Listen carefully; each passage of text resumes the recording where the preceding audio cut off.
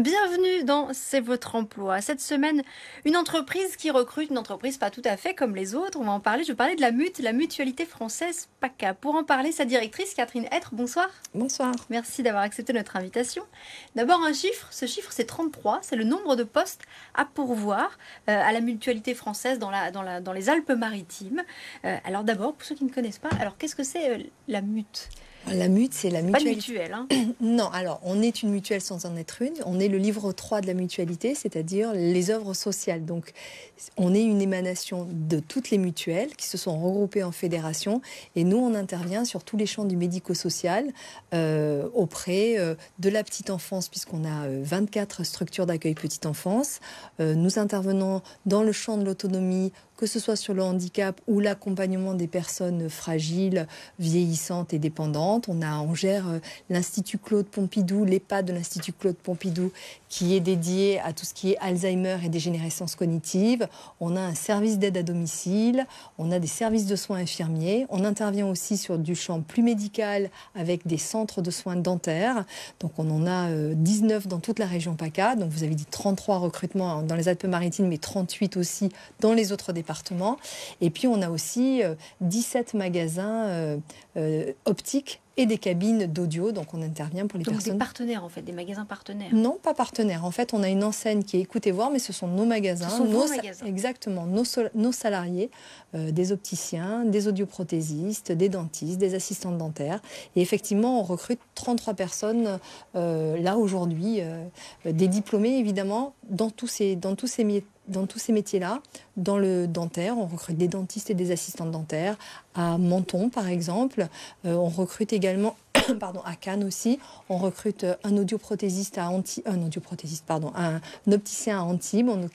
À Cannes, c'est des audioprothésistes. Voilà, ce sont des métiers qui sont très difficiles aujourd'hui à recruter parce qu'on est en tension sur tout le territoire national.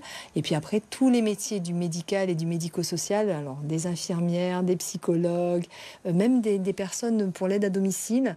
On a la chance d'avoir un service expérimental d'EHPAD hors les murs, où on fait très attention justement à offrir un choix et un accueil sécurisé au sein du domicile de la personne accompagnée vieillissante.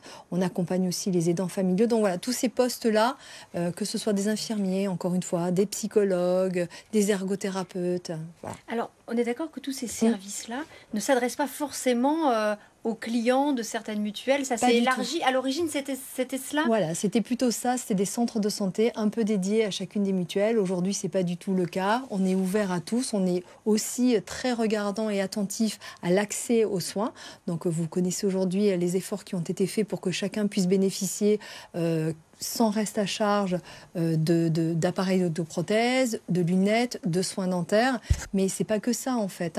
L'accès aux soins, c'est aussi aller dans des territoires où il y a peu ou personne, où il y a des déserts médicaux et on intervient. Mais surtout qu'on est concerné quand même dans les Alpes-Maritimes. On a vraiment un décalage aujourd'hui entre le littoral et en particulier Nice et l'arrière-pays. Vous êtes présent aussi dans l'arrière-pays? Oui, on est présent dans l'arrière-pays. Notre service d'aide à domicile va dans l'arrière-pays. Notre SAMSA DV, donc dédié aux déficients visuels, va dans l'arrière-pays. J'espère que je ne dis pas trop de bêtises, mais ça, je suis à peu près sûre de moi là-dessus. On a des centres dentaires qui sont pas uniquement sur le littoral. Voilà, donc on intervient vraiment sur un peu partout, en accès direct, de façon très simplifiée. On est habilité à l'aide sociale sur tous nos services de soins, soins infirmiers, accompagnement des personnes âgées. Donc on travaille évidemment en partenariat avec le département du 06 qui est très soutenant et très accompagnant. On travaille aussi avec l'Agence régionale de santé et ses délégations territoriales, puisqu'on est très financé aussi. Voilà. Alors vous nous parliez des difficultés à recruter. Oui. Vous nous avez cité tout un panel de métiers très large, mais on imagine qu'il y a des points noirs particuliers. Je pense par exemple aux spécialistes dans l'arrière-pays. Est-ce que ça fait partie des difficultés? Ce serait quoi vraiment là où le recrutement est le plus compliqué? Mais je vais vous dire que on a à peu près 70 postes en recrutement ouvert toute l'année. Et c'est compliqué partout. On a un numerus clausus en audioprothèse qui est très limité, donc on a du mal à recruter. Il y a une concurrence aussi qui est très forte. Je ne vais pas vous parler des infirmières, de ce qu'elles vivent, des aides-soignantes. Voilà. Même si on met en place beaucoup de choses pour les accompagner, pour les intégrer, pour leur faciliter la vie, on est aussi un acteur qui rémunère au prix du marché ses salariés. On a aussi un accompagnement mutualiste.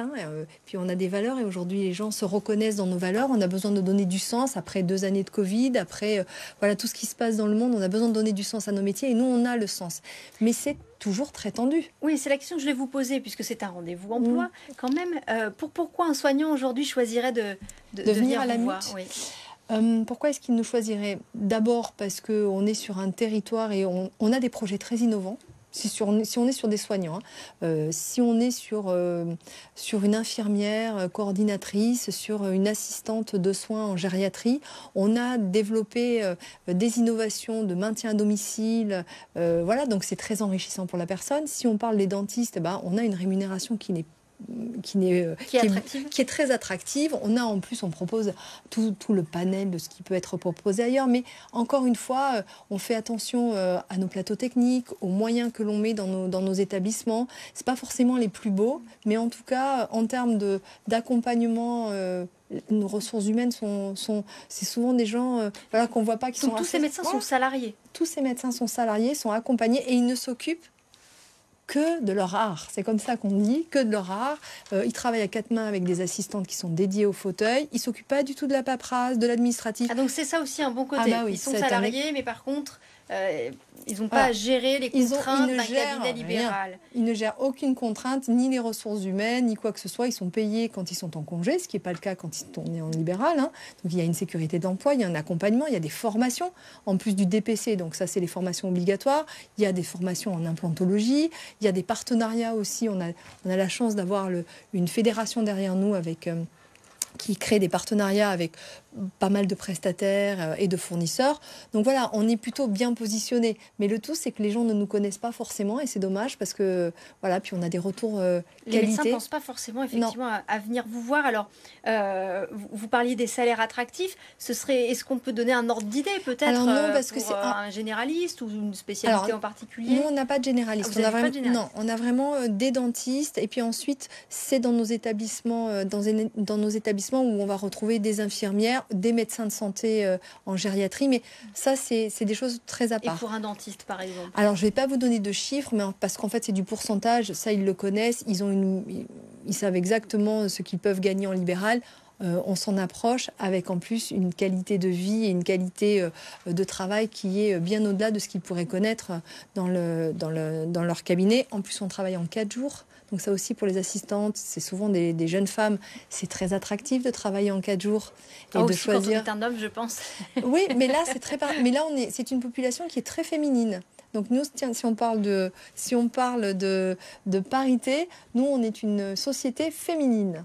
C'était largement féminin. Exactement. Alors, il y a un autre défi peut-être qui se pose dans les Alpes-Maritimes, c'est quand même le vieillissement de la population, la moyenne d'âge qui est déjà élevée, mais cette population aussi qui vieillit au fil des années. Est-ce que ça se ressent en termes de pression sur ces métiers? Alors, ça se ressent sur les dentistes, on a une population de dentistes vieillissants, ça c'est vrai, mais les dentistes travaillent très longtemps mais on a quand même la chance d'avoir d'abord des universités dentaires sur le pourtour méditerranéen, donc ça c'est quand même une chance. Et on a beaucoup de jeunes qui sont très intéressés, qui avant de se lancer dans le libéral ont envie d'être accompagnés, ont un peu de mal à se lancer dans le grand bain. Donc ça c'est très enrichissant en fait. Donc on les accompagne, il y a une espèce de parrainage qui se fait entre ceux qui sont déjà en place et puis ceux qui arrivent. Alors, je pensais en fait au départ à la patientèle aussi qui vieillit, parce que du coup il y a un besoin de médecins qui est énorme, qui est très grand. Qui est énorme. C'est bien pour ça qu'en PACA c'est très tendu. Il y a beaucoup de dentistes, il y a beaucoup d'infirmières, mais il y a beaucoup de besoins. Je vous rappelle que dans 30 ans, plus de 12% de la population aura plus de 75 ans et plus de 29% de la population, de mémoire, je ne vais pas me tromper, mais en 2030, aura plus de 65 ans. Et l'accompagnement, et c'est pour ça que nous, on est très aussi dans la prévoyance. Donc, on a livre 3, livre 1, je suis désolée, c'est la prévoyance. C'est peut-être un peu compliqué, mais On travaille sur la prévention, en fait, beaucoup de prévention. Pour vous, ça passe par cela, ça passe par la prévention, mais alors à l'avenir, ça va passer par plus de personnel soignant ou bien plutôt justement par des choses un peu innovantes dans la prise Il y a en charge? l'innovation dans la prise. Il y a la prévention, ça c'est sûr et certain, il faut y aller. L'accompagnement et l'accompagnement différent, le virage domiciliaire, ça c'est quelque chose pour moi qui est essentiel. Moi je viens de l'habitat inclusif, donc autant vous dire qu'il faut permettre aux gens de choisir ce qu'ils veulent faire. Aller en établissement ou rester chez eux. Et donc on va former les gens différemment et on aura peut-être besoin de plus de personnes à certains endroits, moins à d'autres. Et en tout cas, ce sera très intéressant. On forme, nous, beaucoup sur ces futurs métiers domiciliaires. Merci beaucoup. Merci à vous d'avoir été notre invité ce soir.